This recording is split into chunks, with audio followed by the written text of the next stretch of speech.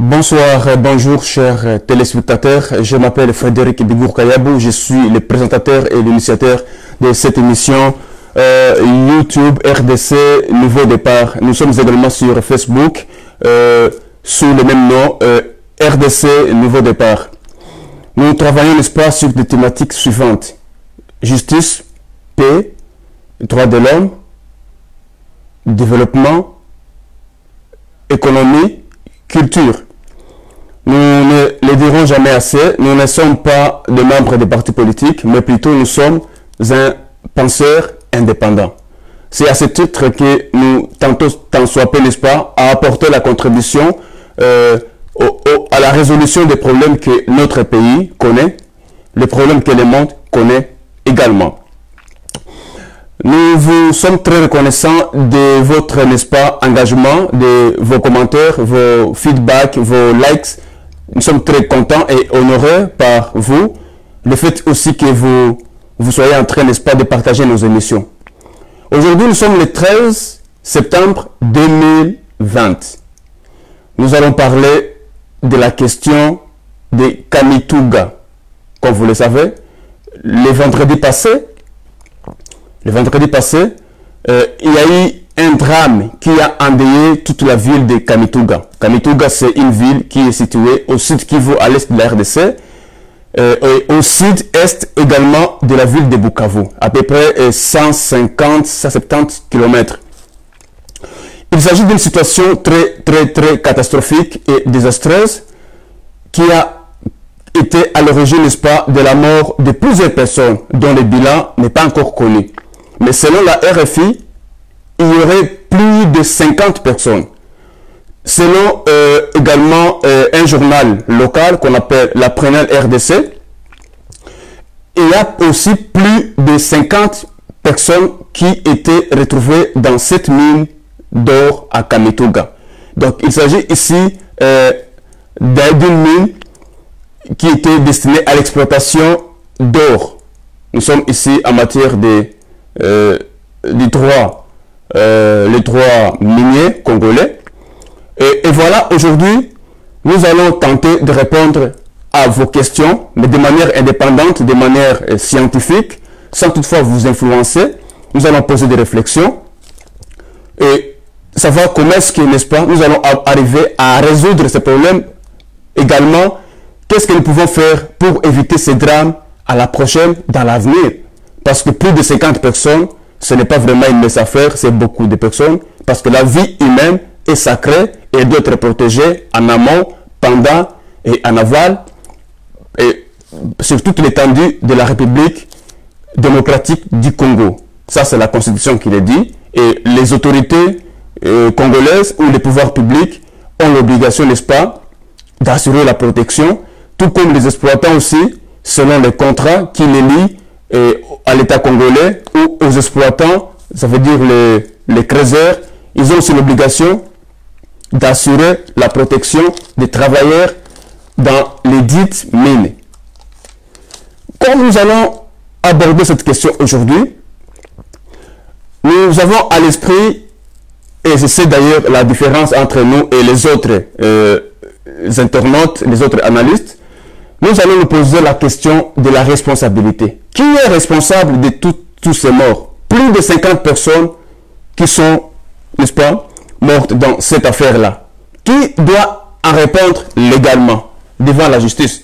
Et comme vous le savez, à chaque fois qu'il y a un fait, il doit y avoir un responsable et une victime. Ça, c'est la logique judiciaire.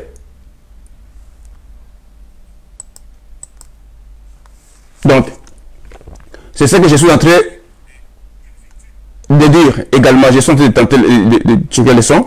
Et donc, nous sommes là aujourd'hui pour vous parler de la responsabilité. Il y a eu plus de 50 morts. Il y a eu l'effondrement, il y a eu l'écoulement, il y a eu un drame à Kamituga. Mais moi, en tant que juriste, en tant que professionnel de droit, en tant que défenseur des droits de l'homme, j'aborde la question d'une autre manière, différemment des autres chercheurs, des autres analystes. Qui sera responsable de ce drame?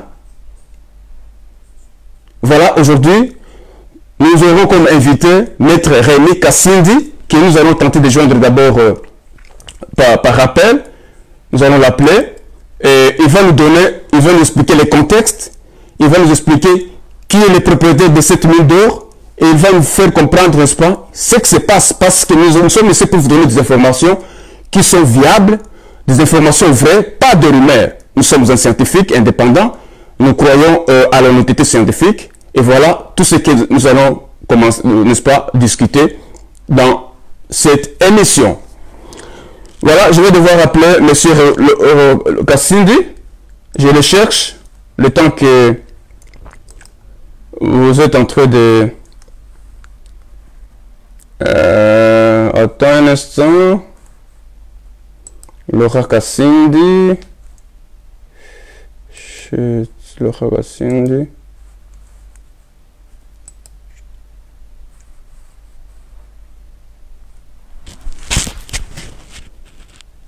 Allô? Bonsoir, monsieur Laurent.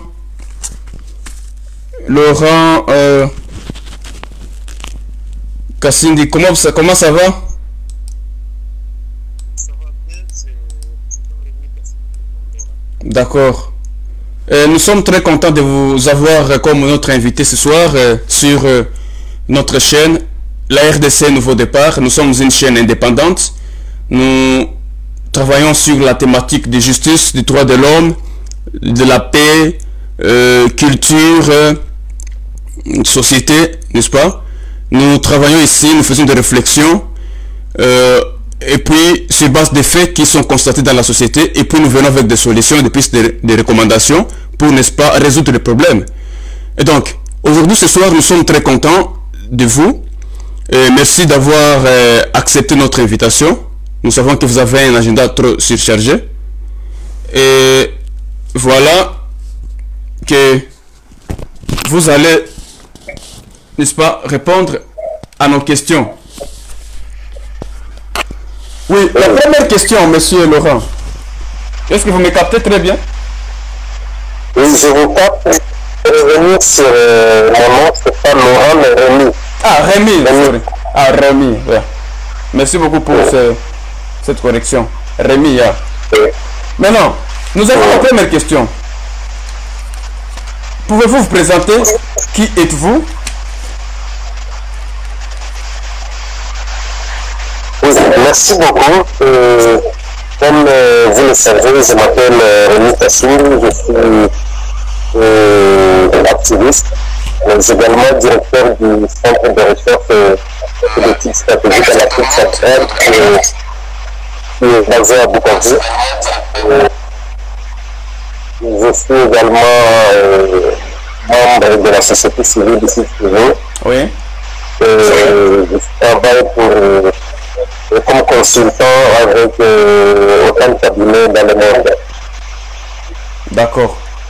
Avant de poursuivre, je vais demander à notre internaute qui est en ligne, est-ce que ça va avec les sons? Est-ce que vous parvenez à nous capter bien? Si ça va, faites un commentaire. C'est là qui nous suivent en ligne, en direct. Je vois, il y a une personne qui est en ligne. Allô, allô, monsieur? Ça va, cher ami? Je pense qu'il n'y a pas de souci. D'accord. Merci beaucoup pour votre présentation. Je voudrais vous poser la deuxième question. Parlez-nous du contexte d'exploitation dans cette mine artisanale. Merci beaucoup. Comme vous le savez, il s'agit d'une mine qui se trouve à Walikale. Ça s'appelle Détroit. Dans le cadre de cette mine, comme vous le savez, ce sont des mines laissées par l'ancienne société Cementir. Vous pouvez comprendre que pour le moment, il y a plusieurs de nos compatriotes qui travaillent, qui essaient de chercher leur quotidien, leur pain quotidien. Mais il faut aussi comprendre que c'est une mine qui date de l'époque coloniale.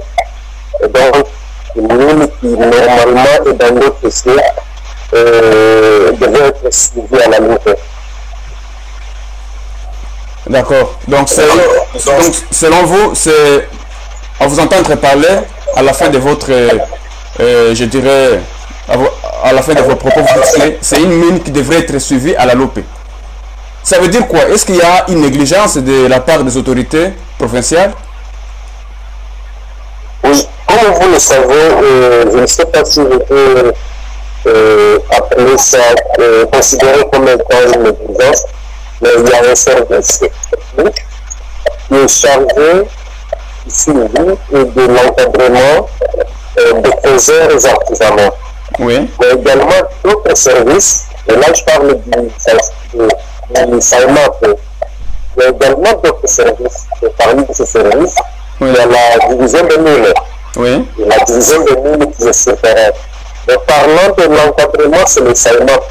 Le SAIMAP est un service d'État. Oui. Créé, je pense que c'était avec le décret numéro 047, oui, tiré barre 2003, oui, le 28 mars 2003. ok, Et à l'époque, c'était le SAISTAN oui, qui a changé de nom pour devenir SAIMAP par la suite. d'accord. Et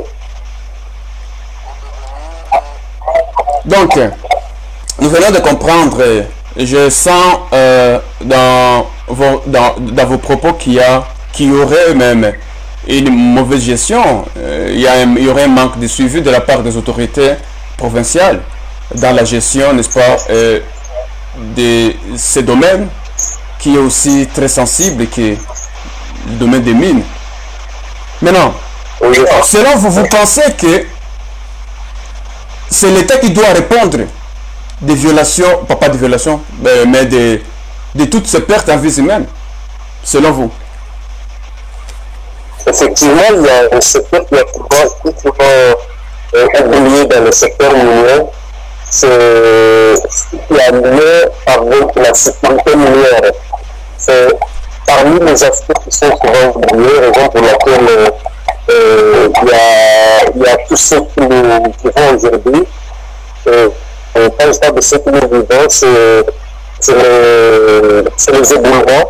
Parce que, comme vous le savez également, quand le Bouddha est une zone à éboulement, au mois d'avril l'année passée, on a vécu d'autres éboulements, on a perdu encore une fois d'autres compatriotes. Dans les mêmes circonstances? C'était des éboulements au mois d'avril de cette année, 2020, dans la même zone de Namibie. Là, on est. Pardon, excusez, cette année même, au cours de cette année? Oui, c'était cette année, oui. Je me rappelle que c'était au mois d'avril de cette année même. Il y a eu encore d'autres éboulements. Je me rappelle qu'il y a eu. On avait beaucoup déploré, mais là, on exagère avec plus de 50. Plus de 50 ou 60. Oui. Si je peux me rappeler, c'était autour du 27 avril 2020. Il y a eu encore une fois accident dans les zones minières à Tamitouga. D'autres heures artisanaux sont morts à l'époque. D'accord. Par asphyxie aussi. C'était par asphyxie. D'accord. Mais si vous lisez, j'étais en train de parcourir la loi minière. Il s'agit ici de la loi numéro 18/001 modifiant et complétant la loi numéro 007/2002 portant code minier. Mais quand vous lisez, n'est-ce pas, l'article 10 bis et terre qui parle, n'est-ce pas, de la coopérative minière, qui dispose que quand on définit la coopérative minière, on dit que c'est une société coopérative régie par l'acte uniforme du 15 décembre 2010 relatif aux droits des sociétés coopératives regroupant des exploitants artisanaux agréés par le ministère et s'adonnant à l'exploitation artisanale des substances minérales ou de produits de carrière à l'intérieur d'une zone d'exploitation artisanale. Quelle est votre compréhension par rapport à cette disposition? Pensez-vous qu'il existe une coopérative minière à Kamituga qui devrait, n'est-ce pas, s'occuper de cette affaire comme la loi l'exige, parce que vous dites qu'au cours de cette année, c'est le deuxième drame qui vient se produire. Et tout comme dans les premiers cas, il y a aussi, n'est-ce pas, des morts. Ici, c'est grave, c'est plus de 50 personnes qui sont mortes et la vie est sacrée. Quelle est votre compréhension par rapport à cette disposition légale? Parce qu'il existe des coopératives minières qui devraient régir cette matière à Kamituga. Oui, en fait, vous devez comprendre une chose. On se retrouve dans une situation très très complexe. Oui. Il y a la loi portant le code minier qui définit les coopératives. Oui. Mais le plus grand problème se pose au niveau de la réglementation. Est-ce que les coopératives servent convenablement? C'est la question qu'il faut se poser.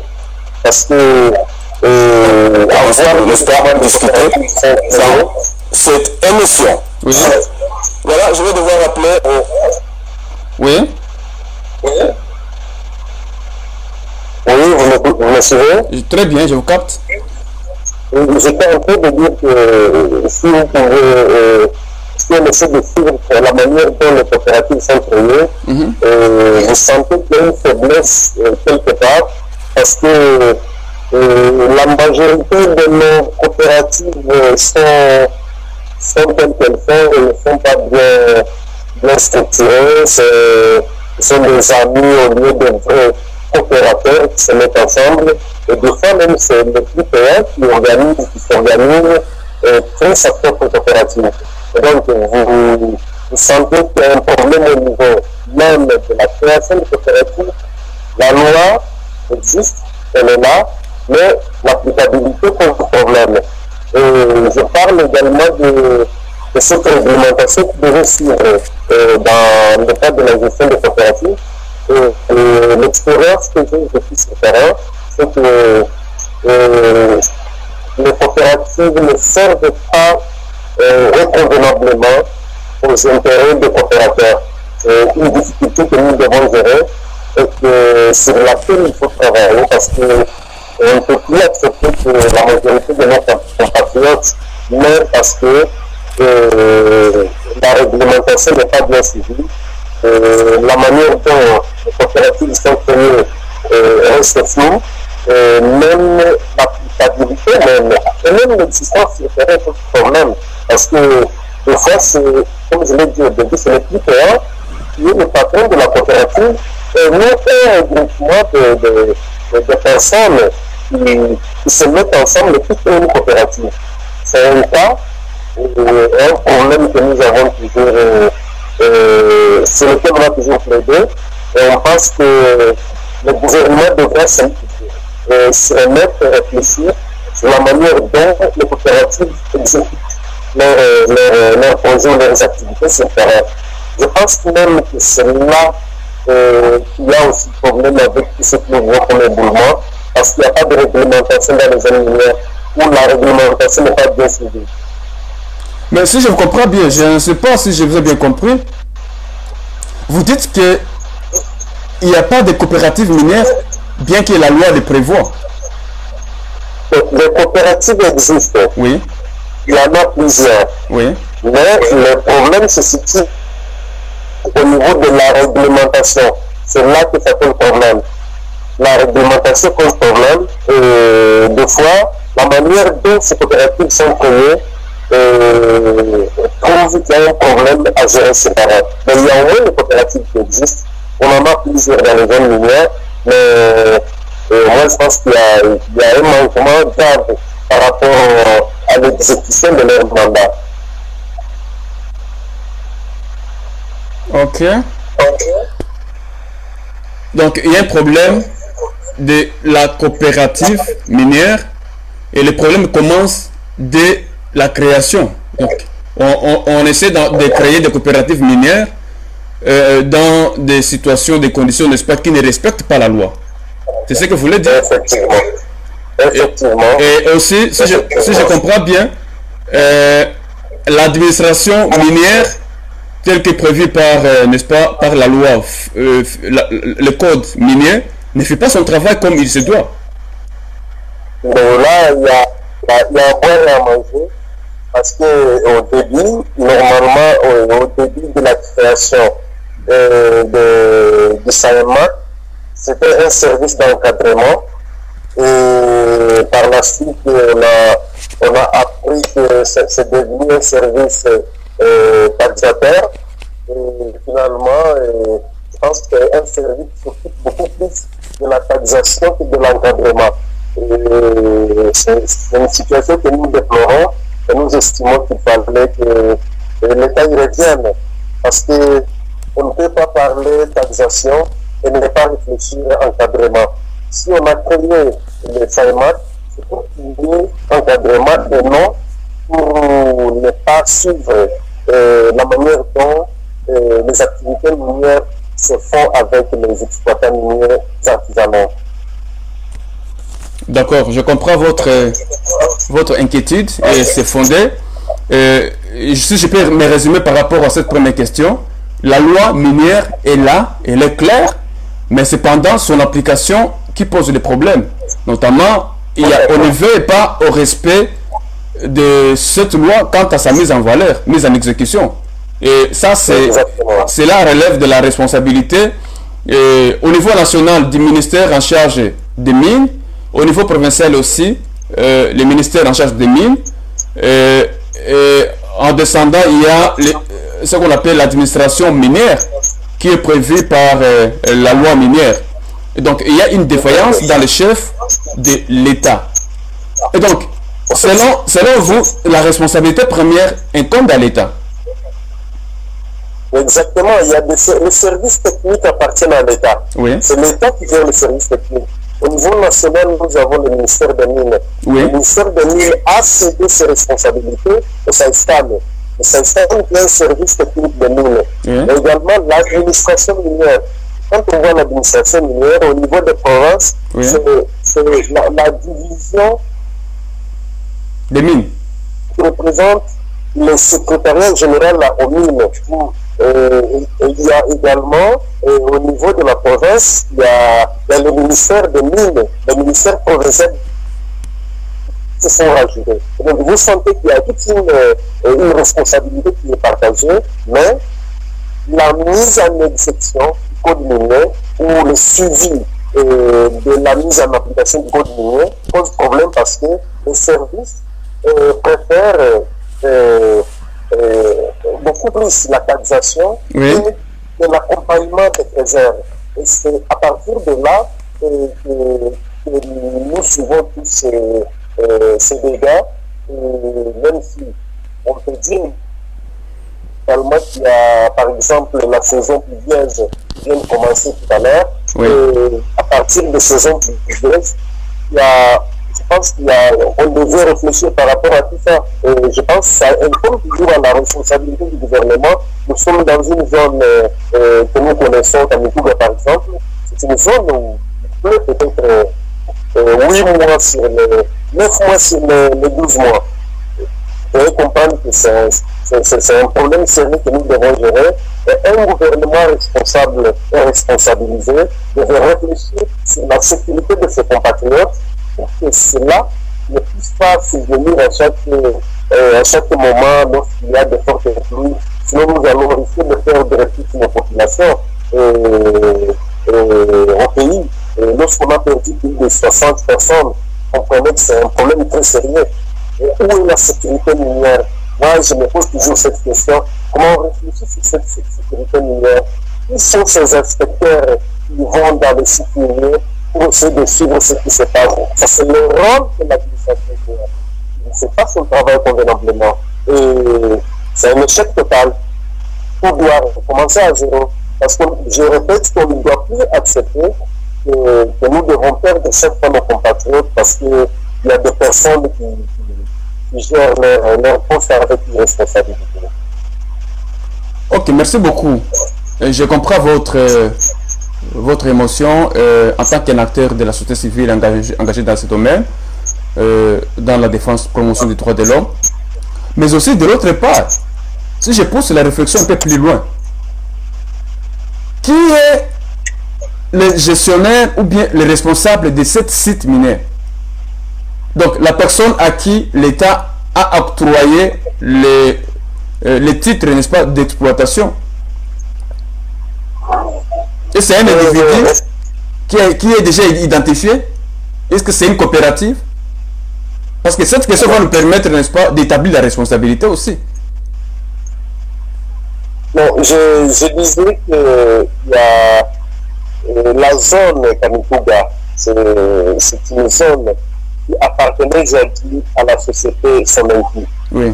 La Somenki a vendu une partie de ses actions. La Somenki, ça veut dire la société minière du Kivu, qui n'existe plus. Qui n'existe plus. Oui. Alors, la Somenki a vendu ses actions auprès de la société Banro. Oui. Banro, je pense qu'il est en train de disparaître, si on peut le dire ainsi. Raison pour laquelle on amène Kamituga Mining. Mais autour de Kamituga Mining, il gère la partie aurifère, parce que la partie stanifère est toujours gérée par la Somenki, une société qui devait poursuivre après la liquidation de la Somenki. La partie aurifère qui devait être gérée par Kamituga Mining. Ça veut dire quoi, aurifère? Pardon? La partie aurifère. Ça veut dire quoi? Aurifère. Aurifère, oui. C'est-à-dire, aurifère, c'est là où on exploite de l'or. Oui. La partie stanifère, c'est là qu'on exploite la cassiterite et le coltan. Et comme vous le savez, ce sont des minéraux qui sont souvent ensemble. Et quant à la partie aurifère, il y a eu une sorte de concession parce que comme il y avait des trésors, il y avait une sorte de délaissement à l'époque. Et les trésors se sont rabattus sur ces zones. Et à partir de là, ils ont créé des coopératives minières. Ces coopératives minières sont gérées dans le cadre des ZEA, les zones d'exploitation artisanale. Ce sont des zones qui sont cédées par un service technique de mines qui s'appelle le cadastre minier. Et là, il y a des ZEA qui sont exploités par des trésors. Et il y avait des négociations il y a quelques jours pour que ces ZEA puissent être cédés à la société Kamituga Mining. Et en fait, ce sont des démarches qui sont en cours. Et comme vous le savez, il y a une coopérative qui existe. Et je suis désolé, le nom m'échappe un tout petit peu, mais au moins, il y a une coopérative sur place. D'accord. Je n'arrive pas toujours à comprendre pourquoi les autorités congolaises seraient autant négligentes face à cette situation. Pourtant, l'activité minière rapporte beaucoup d'argent au pays, mais aussi cette activité minière en RDC qui a contribué beaucoup, n'est-ce pas, à l'émergence de la technologie moderne que nous avons aujourd'hui. Par exemple, les smartphones, les téléphones du genre iPhone, donc le smartphone, la technologie. Donc, et vous savez, à titre de rappel, dans le passé, les richesses, notamment les mines, les minéraux, casteristes, coltan de la RDC, étaient exploités de manière illégale dans des zones de conflit qui traversaient les frontières vers les pays voisins, jusqu'à se retrouver même au Moyen-Orient, n'est-ce pas, dans des pays arabes. Et donc, jusqu'à ce que les États-Unis avaient pris une loi qui va parler, n'est-ce pas, qui va réglementer la traçabilité des minéraux congolais. C'est de là qu'est parti, n'est-ce pas, le concept ou la notion des minéraux de sang. Maintenant, je ne comprends pas pourquoi l'État congolais serait autant vraiment négligent face à cette situation. Quelle est votre opinion par rapport à ça? Je pense que c'est un problème de mais c'est un problème de suivi. Il n'y a pas de suivi. Et comme vous le savez, l'exploitation minière est régie par un service. Le service, comme je l'ai dit au début, est réglementé par le ministère des Mines. Et il est vrai qu'au niveau de l'exploitation de aurifères à l'est du pays, c'est une exploitation qui pose problème parce que la plus grande production en or échappe au gouvernement congolais. Et donc, comprenez que peut-être par là, on peut avoir une sorte de négligence, mais je dois noter que l'or produit à l'est du pays est retrouvé dans les pays voisins jusqu'à Dubaï. J'ai eu le temps de visiter ce point. J'ai été à Dubaï pour comprendre ce qui se passe. J'ai compris qu'il y a beaucoup de choses sur lesquelles il faut travailler. Et comme vous le savez également, la partie sanitaire est moyennement, je dis que moyennement contrôlée, parce qu'il y a toute une chaîne de traçabilité et de certification qui existe. Et il y a une sorte de contrôle qui est là. Et avec ce contrôle, je pense que il y a quand même quelque chose qui est suivi au niveau de l'exploitation sanitaire. Mais au niveau de l'exploitation aurifère, ça pose toujours problème, surtout que le gouvernement ne se retrouve pas tout par la fraude. Et nous, on a fait une étude où on a démontré qu'au niveau du site Kivu, nous perdons presque plus de milliers de dollars, presque 500 millions de dollars par an, qui s'envolent dans l'exploitation aurifère. Tout et presque tout part par la fraude, passe par la fraude. Et là, comprenez qu'il y a toujours des services qui sont même au niveau de nos frontières, qui savent qu'il y a cette fraude et qui ne font rien. Et donc, comprenez qu'il y a un problème. Vous avez parlé d'une négligence, mais j'ajoute qu'il y a un problème de suivi. Il y a un problème également de responsabilité et de responsabilisation. Et voilà, c'est une question de fond sur laquelle il faut travailler. Et moi, personnellement, j'ai toujours déploré qu'on me dise qu'il n'y a pas d'argent dans ce pays, alors que nous avons des milliers de dollars qui disparaissent. Et ça fait des années que je travaille sur cette question, et j'ai compris que nous ne faisons pas le suivi, et nous passons notre temps en train de pleurnicher, alors qu'il y a d'autres pays qui profitent de notre production minière. Notre pays le sait, nos autorités le savent, et les services techniques le savent, si ce n'est pas ces services qui sont bénéficiaires de cette fraude. Parce qu'il est anormal que des tonnes et des tonnes traversent nos frontières et que la DGM ne sache qui est cette personne qui passe au moins chaque semaine avec notre production aurifère et que cette DGM n'a jamais arrêté la personne en soi. Donc il y a une complicité interne qui est très grande et voilà, c'est un peu rigolo quoi. C'est rigolo et c'est inquiétant. C'est terrible alors ce qui se passe dans notre pays, sinon ça donne vraiment la matière à réflexion. Maintenant, quel est le rôle de la société civile dans cette affaire? Que doit faire la société civile, selon vous? La société civile est un acteur très très important dans le suivi. En fait, nous, on n'a pas un rôle d'entrer dans la chaîne, même dans la chaîne, dans le fond de la question, mais au moins nous faisons le suivi des activités pour essayer de comprendre comment les choses se font. Il y a eu au niveau du code minier, le code minier l'a reconnu et le rôle de la société civile est vraiment défini. C'est-à-dire on se focalise beaucoup plus sur le suivi et comprendre comment, par exemple, quand je parle du suivi, il y a la question liée aux droits de l'homme, la question liée au suivi de la chaîne de traçabilité. Ce sont des questions-là sur lesquelles la société civile travaille. Donc la société civile est un acteur très très important qui est dans la chaîne et qui également travaille beaucoup plus sur les dénonciations. Les dénonciations parce que, comme je venais de le dire tout à l'heure, ce sont des millions qui disparaissent. Oui. Et des fois, ce sont les services techniques, les services qui devaient réglementer, qui sont impliqués dans cette fraude. La société civile n'est en aucun cas impliquée dans la fraude. Comprenez que voilà notre rôle qui est vraiment défini. D'accord. Et quel est votre mot de la fin?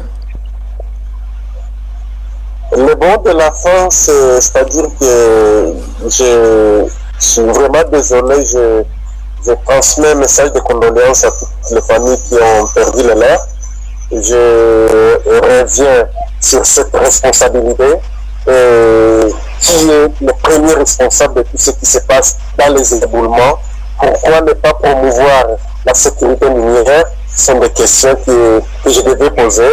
Et quel est le rôle, le vrai rôle de nos institutions? Et pourquoi laisser tomber une forte production dans ce pays? Je parle de la production aurifère, même stanifère, parce qu'il y a aussi la fraude au niveau stanifère. Moi, je pense que nous devons nous lancer un message d'éveil de conscience, pour que la population comprenne que nous avons une difficulté et que nous devons nous approprier de nos richesses. Ce sont nos richesses. Nous ne devons pas laisser que les gens qui au moins sont responsabilisés et qui ne comprennent pas le rôle qu'ils doivent jouer pour que nos minéraux profitent à la population congolaise. Notre combat pour le moment, c'est de tout faire pour que ces minéraux aident au moins le gouvernement à avoir ce budget et que les enseignants, les militaires soient payés. C'est le rôle que nous jouons. Nous déplorons également cette faiblesse observée au niveau de l'administration et des autorités qui doivent aider le pays à avancer et qui ne servent pas convenablement. Okay. Oh, pensez-vous que... En fait, il y a... Oui, poursuivez. C'est des questions de taille, mais je voulais ajouter également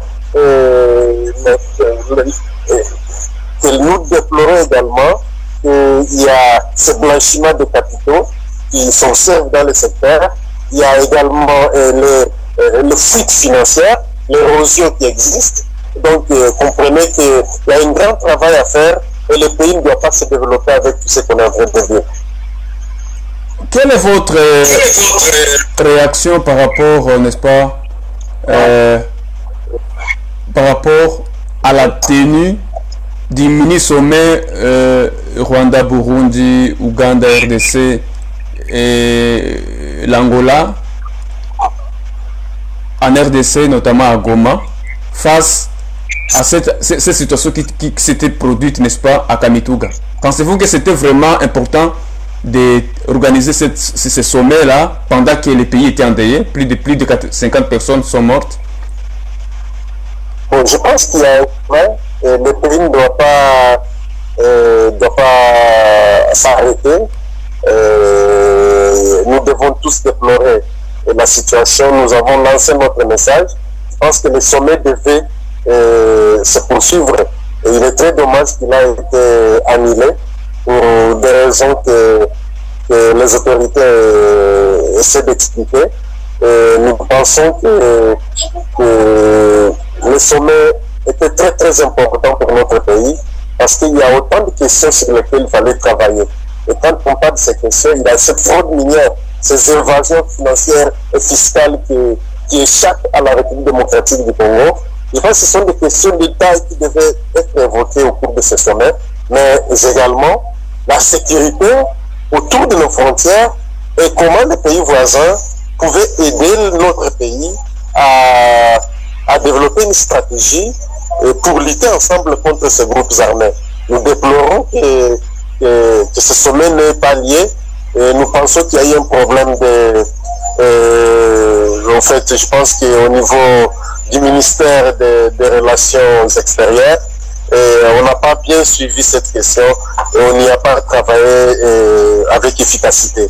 Et il y a une faiblesse totale que nous remarquons dans ce sens, raison pour laquelle la communication n'était pas très bonne. D'accord, merci beaucoup. Je pense que demain le lendemain, nous allons parler de ces mini-sommets. Et je pense que ce sera encore notre plaisir de vous avoir comme invité. Merci beaucoup. Merci également, merci. Vous comprenez que je ne voulais pas entrer en profondeur par rapport à cette question, mais il y a de la matière, il y a beaucoup de choses à se dire. Oui, c'est pourquoi je vais en faire un autre sujet à part. Et merci également. Merci, bonne soirée. Bonne soirée, papa. Merci, Rémi. Allez. Voilà, mes chers compatriotes, vous venez de suivre l'exposé de Monsieur Rémi, qui est un spécialiste dans les domaines, et vous avez suivi avec attention. Nous n'allons pas vraiment revenir sur tout ce qu'il a dit, il a été clair, mais s'il faut résumer ses propos, il dit que la responsabilité incombe à l'État. C'est l'État qui a la première responsabilité, n'est-ce pas, d'assurer la sécurité dans les domaines miniers, conformément à la loi. Il dénote aussi qu'il y a la négligence de la part des autorités provinciales, mais aussi nationales, quant à la constitution ou à la formation, n'est-ce pas, des sociétés coopératives minières. Il poursuit en disant que les autorités publiques, les ministères en charge de cette question, n'est-ce pas, ces ministères ne se contentent qu'à prélever les taxes et les impôts. Bien sûr, c'est une obligation qui incombe, n'est-ce pas, aux exploitants, selon la loi sur le code minier. Et donc, moi, je pense qu'il y a à boire et à manger dans cette affaire, mais surtout qu'il y a une grande négligence de la part de nos autorités. Et c'est ce que nous allons maintenant, je pense que ça vaut la peine de discuter la question de la responsabilité en droit. Parce que nous venons d'être suffisamment édifiés par M. Rémi. Et par rapport aux faits, nous avons tous les détails. Et maintenant, nous pouvons discuter de la question de la responsabilité. Qu'est-ce qu'on appelle la responsabilité en droit? La responsabilité en droit, ça veut dire lorsqu'on commet un acte quelconque, ça peut être un acte civil ou un acte pénal, vous devez répondre, n'est-ce pas, de cet acte-là. J'essaie d'expliquer de manière très simple pour permettre à ceux-là qui n'avaient pas fait la faculté de droit de plus comprendre. Ça veut dire que vous posez un acte et que de cet acte-là résulte un fait, une conséquence. Par exemple, vous tuez quelqu'un, vous donnez la mort à quelqu'un, une personne est morte. De cet acte-là, une personne est morte. Et donc, vous devez répondre à cet acte-là. C'est ce qu'on appelle la responsabilité. Un autre cas d'exemple, c'est celui dans lequel vous allez prêter l'argent à votre ami, mais vous ne voulez pas, n'est-ce pas, le lui rembourser ou bien payer. C'est une obligation déjà, parce que ça crée une obligation. Ici, nous sommes dans ce qu'on appelle l'obligation civile. Et donc, vous devez réparer. Vous devez réparer. Voilà ce dont nous allons parler, brièvement. La responsabilité. Vous savez, chers amis, l'article 285 du Code minier, ça parle, n'est-ce pas, de la responsabilité industrielle du titulaire. Je vais lire. Tout titulaire d'un droit minier et ou de carrière est responsable des dommages causés aux personnes, aux biens et à l'environnement du fait de ses activités minières, même en l'absence de toute faute ou négligence. Et cette personne est tenue à réparer ces dommages-là. Ça, c'est le cas de figure. Et bien, dans les cas sous examen, qui doit répondre de tous ces dommages-là? Il y a plus de 50 personnes qui sont mortes. Il y a l'environnement qui a été affecté. Qui doit être responsable? Est-ce que c'est la société coopérative qui s'occupe de cette activité? Est-ce que c'est l'administration minière?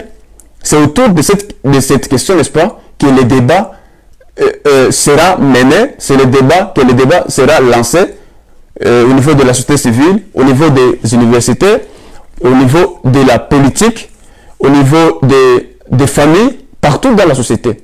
Qui est responsable? Qu'en pensez-vous? Est-ce que c'est les services habilités? Ici, c'est les services des mines, de l'environnement. qui est en charge, n'est-ce pas, de gérer cette affaire? Est-ce que c'est la société coopérative qui doit répondre? Si la responsabilité incombe au service minier, ça veut dire que c'est l'État congolais qui sera responsable. Pour, par exemple, faute de prévoyance, négligence, manque de suivi, parce que l'État congolais a l'obligation de suivre, de contrôler comment, dans quelles conditions cette activité est en train de s'effectuer. Comment est-ce que les artisanaux, comment est-ce que les travailleurs dans ces sites, dans ces puits d'or, sont en train de travailler? Est-ce que les conditions de travail sont remplies? Est-ce que les gens sont protégés? Est-ce qu'il n'y a pas de mineurs? Voilà autant de questions. Moi, je pense que le parquet devrait lancer, tout d'abord, devrait ouvrir les enquêtes pour établir les responsabilités. Mais s'il fait réfléchir, nous pensons qu'il y aurait négligence dans le chef du service en charge des mines au niveau provincial et au niveau national. Il y avait un manque de suivi.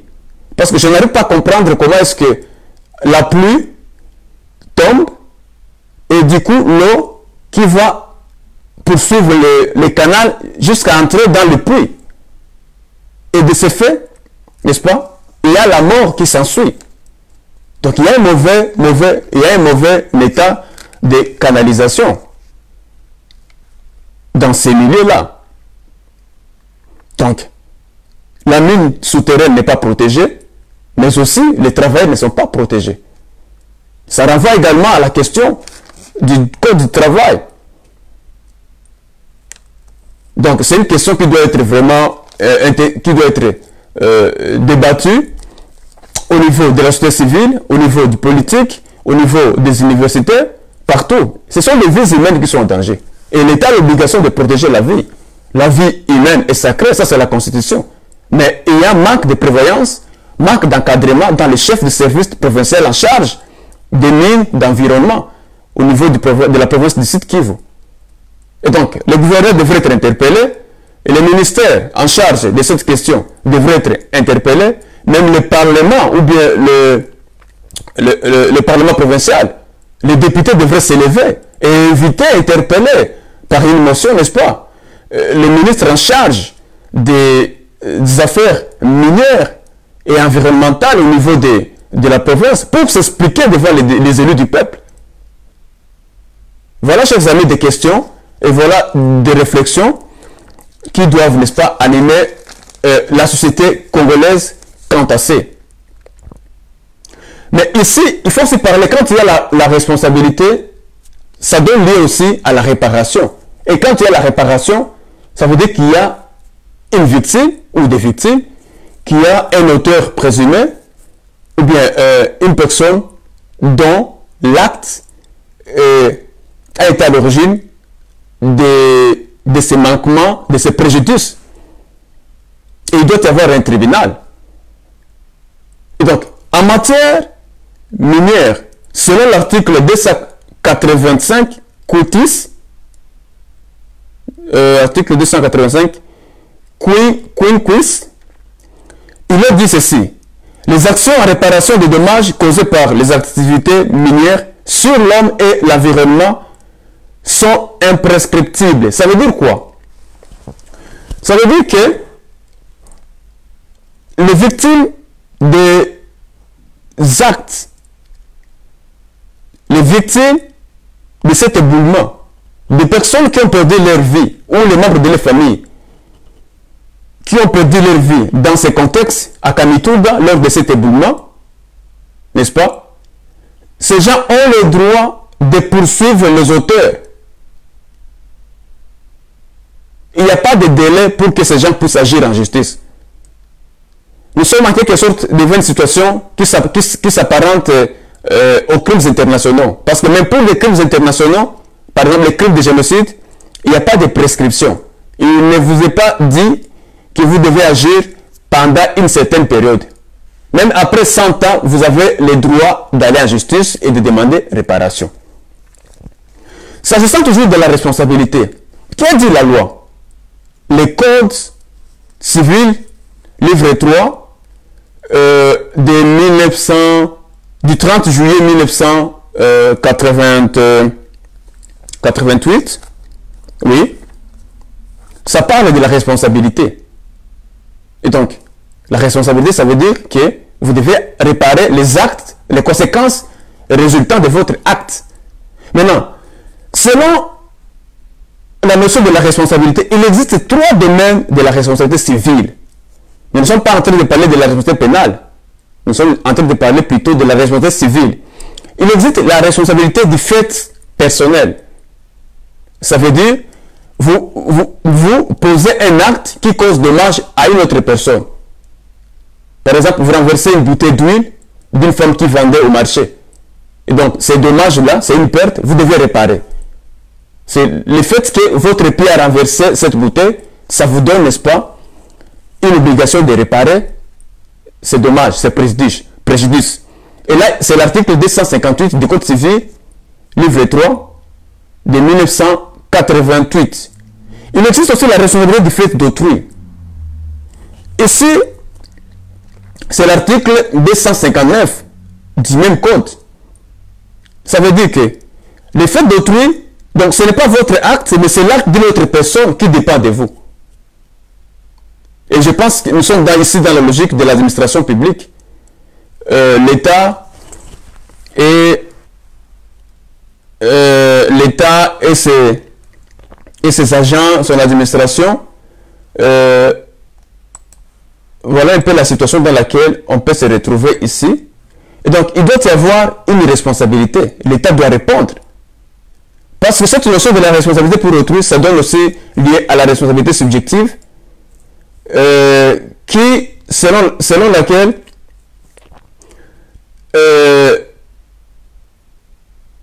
si je suis en train de chercher, il y a un mémoire là des obligations positives de l'État congolais face à la protection des droits à la vie de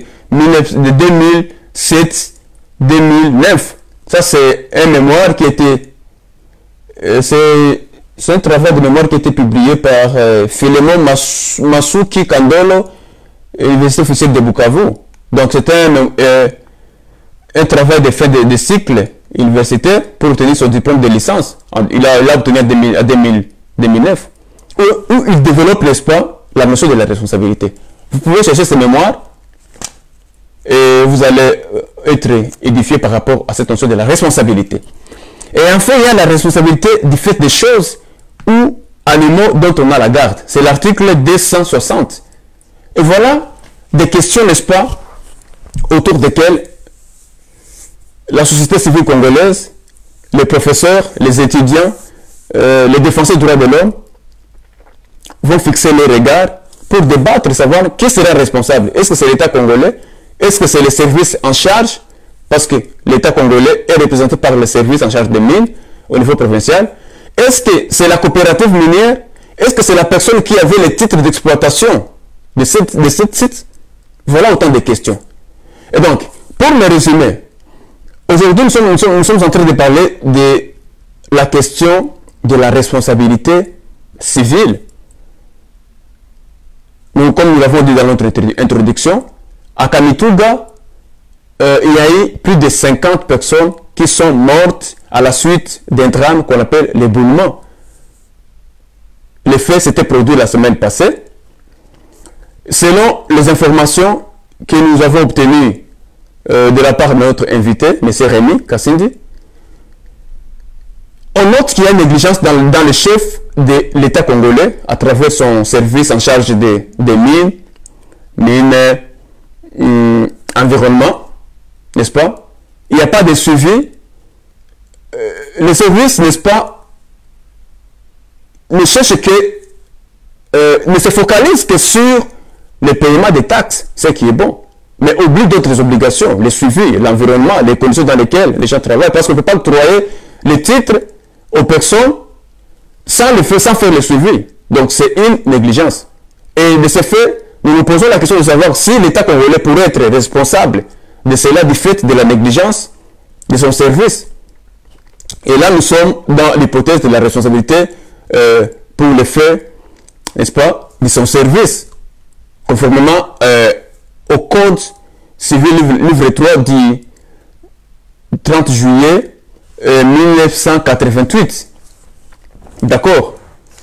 Nous disons également, est-ce que la négligence est à situer au niveau des exploitants, la personne morale à qui l'État a conféré le titre d'exploitation, ou une société coopérative, ou bien c'est une personne, ou bien un individu en tant que tel qui exploite en violation de la loi. Et voilà autant de questions, n'est-ce pas, qui vont alimenter les débats. Maintenant, nous avons dit, et vous, que pensez-vous? Quelle est votre opinion par rapport à cette question? Qui sera responsable de toutes ces morts? Plus de 50. Qui sera responsable de la dégradation de l'environnement, de l'écosystème? Merci beaucoup de nous suivre. Merci de partager nos vidéos. Merci de nous donner vos commentaires. Merci de vous abonner à notre chaîne. Nous sommes là. Je m'appelle Frédéric Bigour-Kayabo.